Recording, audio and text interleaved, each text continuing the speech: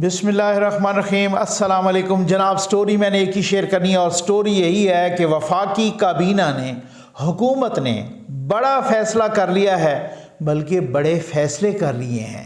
اور وہ بڑے فیصلے کون سے ہیں یہ آپ کے سامنے انشاءاللہ کچھ میں نے ایکسکلوسیو معلومات، الحمدللہ جو سٹوریز میں آپ کو بتا رہا ہوں وہ ایک ایک کر کے سچی ثابت ہو رہی ہیں آپ کے سامنے۔ ابھی گیم باقی ہے، جی بالکل، پارٹی ابھی باقی ہے بھائی، ابھی تو پارٹی شروع ہوئی ہے، ذرا تھوڑا سا حوصلہ رکھیے۔ ساری مٹھائیاں اور سارے رس گلے یہ ابھی حلق میں اٹک جانے ہیں، ٹھیک ہو گیا نا۔ ابھی میں بتاتا ہوں آپ کو، بہت کچھ بتانا ہے، لیکن ساتھ ساتھ یہ جو ہے نا وعدہ کہ دکھی انسانیت کی خدمت جاری رہے، ان کو پیغام پہنچے، آپ اکیلے نہیں۔ ظفر نقوی ویلفیئر فاؤنڈیشن کے تحت میری ٹیم دن رات کام کر رہی ہے۔ رمضان پیکج بھی جاری ہے جناب، اور افطار ڈنر بھی جاری ہے غریبوں کے لیے۔ تو یہ نمبر ڈسپلے ہو رہا، آ جائیں۔ یہ بڑی مزے کی بات بتاؤں، کامران یوسف صاحب ہیں، بہت ہی معروف صحافی ہیں وہ جناب، انہوں نے میں نے آپ کو بتانا ہے کہ کابینہ کے اجلاس میں کچھ لوگوں کو باہر نکالا گیا اور کچھ فیصلے بھی ہوئے۔ اچھا بتاتا ہوں سارے بتاتا ہوں۔ 1 یہ کامران یوسف صاحب کہتے ہیں کہ 1:25 پر 6 رکنی بینچ تشکیل ہوا، وہی جو جسٹس قاضی فائز عیسیٰ کے فیصلے کے خلاف۔ 1:25 پر 6 رکنی بینچ تشکیل ہوا۔ 2:25 پر 5 منٹ کے لیے سماعت ہوئی اور فیصلہ بھی سنا دیا کہ جسٹس قاضی فائز عیسیٰ کا جو فیصلہ ہے وہ معطل ہے۔ باقی 5 ججز بس ہم نوا تھے، مطلب اصل فیصلہ چیمبر میں ہوا، اور ادھر باتیں ہو رہی ہیں کہ چیف جسٹس نے تاریخ رقم کر دی۔ اسے کہتے ہیں جسٹس ہریڈ از جسٹس بریڈ، ٹھیک ہے نا۔ اچھا، اب بات یہ ہے کہ جو 5 منٹ میں 6 رکنی بینچ فیصلہ سنایا تو پہلے سے ہو چکا تھا فیصلہ۔ اچھا، وہ جسٹس قاضی فائز عیسیٰ کا کچھ بھی نہیں ہوگا اگر وہ فیصلہ اتنا طاقتور نہ ہوتا تو پہلے سرکولر جاری کیا۔ غلطی پہ غلطی، وہ کہتے ہیں نا ایک جھوٹ بولو پھر 100 بولنے پڑتے ہیں، 100 بولو تو 1000 بولنے پڑتے ہیں۔ سب سے ایک غلطی کو چھپانے کے لیے 10 کرنی پڑتی ہیں، 10 کے چھپانے کے لیے 50 کرنی پڑتی ہیں۔ وہی ہوا، پہلے فیصلہ آیا جسٹس قاضی فائز عیسیٰ اور امین الدین خان صاحب کا، اور جسٹس امین الدین خان صاحب کا، انہوں نے کہا کہ اب سو موٹو کی کوئی بھی کارروائی نہیں ہو سکتی جب تک وہ قانونی عمل پورا نہیں ہو جاتا۔ اب ان کو پڑ گئی جناب، پھر سرکولر جاری ہوا، پھر سرکولر سے فوراً جسٹس قاضی فائز عیسیٰ نے خط لکھ دیا کہ سرکولر سے تو یہ فیصلہ ہو ہی نہیں سکتا کالعدم۔ سرکولر کب فیصلوں کو کالعدم کرتے ہیں، اور رجسٹرار کو بھی خط لکھا کہ آپ بھی جاؤ، کابینہ نے رجسٹرار کو واپس کر لیا۔ اب اس کے بعد جناب بہت ساری صورت، اب ذرا تھوڑا سا رکیے، کابینہ نے فیصلہ مسترد کر دیا ہے۔ یہ نہیں ہے کہ عام طور پہ کہتے ہیں نا میں تسلیم نہیں کرتا، فیصلہ یہ ہے فیصلہ وہ ہے، نہیں، verdict rejected, judgement rejected, supreme court کا آرڈر ریجیکٹڈ، ٹھیک ہے نا، مسترد ہو گیا ہے۔ مسترد نہیں، مسترد کے معنی ہیں کسی چیز کو پیروں تلے روندنا، یہ مسترد۔ میں اس میں کوئی ایگزیجریشن نہیں کہہ رہا، آپ کر رہا، مجھے بہت پڑھے لکھے لوگ سنتے ہیں دیکھتے ہیں۔ اب میں مریم نواز صاحبہ کے کچھ ٹویٹس آپ کو میں پڑھ کے سنانے لگا ہوں جناب، ٹھیک ہو گیا جی۔ اب ایک صحافی نے کہا، اچھا وہ لکھتی ہیں، ذرا ان ٹویٹس سے آپ کو بہت کچھ واضح ہو جائے گا، پھر اس کے بعد میں بتاتا ہوں باہر نکال کے کچھ لوگوں کو، کن لوگوں کو باہر نکالا گیا اور کیا فیصلے ہوئے، ٹھیک ہے۔ مریم نواز صاحبہ کہتی ہیں کہ آج کا فیصلہ اس سازش کا آخری وار ہے۔ میں نے کیا کہا تھا؟ چیف جسٹس کے کارڈز ختم ہو چکے ہیں، چیف جسٹس کے پتے اب ختم ہو چکے ہیں۔ یہ مریم نواز صاحبہ کے ٹویٹ کی ٹائمنگ دیکھ لیں جا کے، اور میری پچھلی ویڈیو کی ٹائمنگ دیکھ لیں۔ میں نے پہلے کہا اب دوسری طرف سے وار کا انتظار، یہ میرے تھم نیل پہ لکھا ہوا ہے۔ مریم نواز کیا کہہ رہی ہیں؟ آج کا فیصلہ اس سازش کا آخری وار ہے جس کا آغاز آئین کو ری رائٹ کر کے پنجاب حکومت پلیٹ میں رکھ کر بینچ کے لاڈلے عمران کو پیش کی گئی.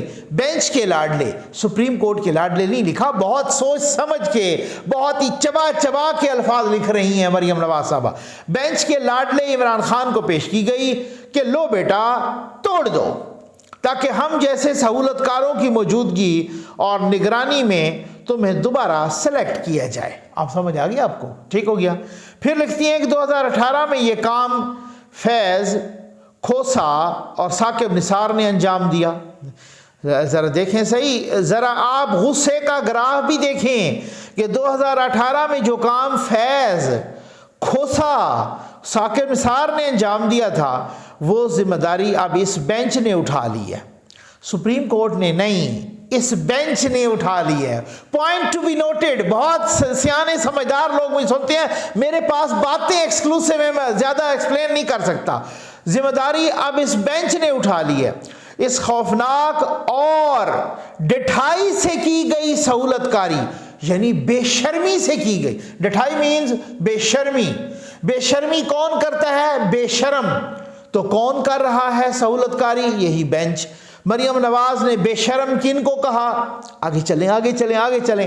ڈٹھائی سے کی گئی سہولت کاری اور ون مین شو کے خلاف سپریم کورٹ کی اکثریت نے بغاوت کر دی. وقت آ گیا ہے کہ پارلیمنٹ اس سہولت کاری کو اپنے آئینی اور قانونی ہاتھوں سے روک دے. ذرا پوائنٹ ٹو بی نوٹڈ. میں بہت کچھ بتاتا ہوں. وفاقی کابینہ کی جانب سے فیصلہ مسترد کر دیں، یہ بھی مریم نواز کہہ رہی ہیں کہ وفاقی کابینہ کی جانب سے فیصلہ مسترد کر دینا کافی نہیں، آئین اور قانون کی دھجیاں اڑا کر لاڈلے کو مسلط کرنے کی کوشش کرنے والوں کو کٹہرے میں کھڑا کرنا چاہیے. بہت بڑی بات ہے. میں ابھی ویڈیو ایک دکھانے لگا ہوں، آپ نے میرے ساتھ رہنا ہے. میں ایسی ویڈیو یہیں پہ لگاؤں گا، یہی ویڈیو کے اندر لگاؤں گا. آپ ہنسی روک کے تو دکھائیں. آپ یقین کیجئے میں آپ کو کہتا ہوں آپ کو سحری تک ہنسی آتی رہے گی. میں ابھی ویڈیو تو کسی نے کہا کہ یہ اجمل جامی صاحب نے کہا کہ یہ فیصلہ مسترد کرنے سے توہین عدالت کی جانب دانستہ جایا جا رہا ہے، نتیجے میں بیانیہ تو شاید مل جائے مگر ڈسکوالیفیکیشن بھی ہو سکتی ہے.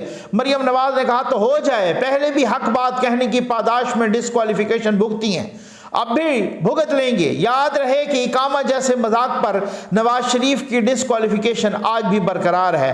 آپ کو شاید کالے ڈبوں میں منہ چھپا کر گھومنے والے بزدلوں کو دیکھنے کی عادت ہو گئی ہے.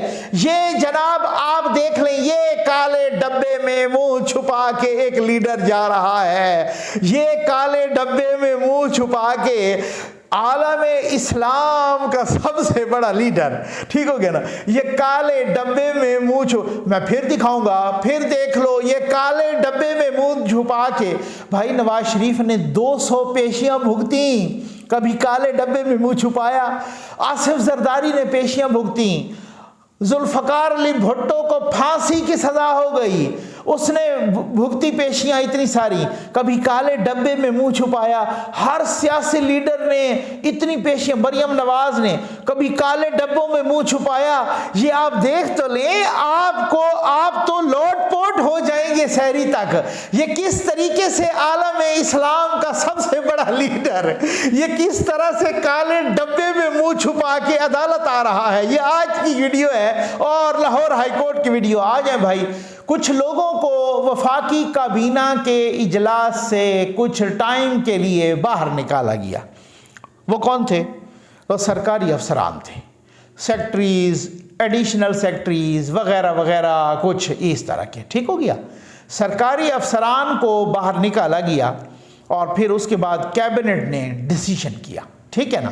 مجھے ذاتی طور پہ معلومات ہیں کہ آصف علی زرداری صاحب نے بھی پیغام پہنچایا ہے جی ڈٹ کے کھڑے رہو. ٹھیک ہو گیا نا. کیونکہ اگر ایک دفعہ یہ پریسیڈنٹ ہو گئی کہ انتخابات اپنی مدت سے پہلے ہونے ہیں تو پھر یہ کبھی کوئی اسمبلی نہیں ٹک پائے گی. پھر یہ اسی طرح سے کوئی نہ کوئی اٹھے گا، کسی اسمبلی کو توڑ دے گا اور پھر کہے گا کہ انتخابات کروا دیں. ٹھیک ہے نا. تو یہ بہت بڑی بات ہے. اور میں سمجھتا ہوں اس کے بعد کیا ہوا, اس کے بعد بہت بڑے فیصلے ہوئے. وفاقی کابینہ نے ریجیکٹ کر دیا ہے. بھائی میں آپ کو کہہ رہا ہوں کہ وفاقی کابینہ نے اس 3 رکنی بینچ کا فیصلہ ریجیکٹ کر دیا ہے. مسترد, لفظ مسترد ہے.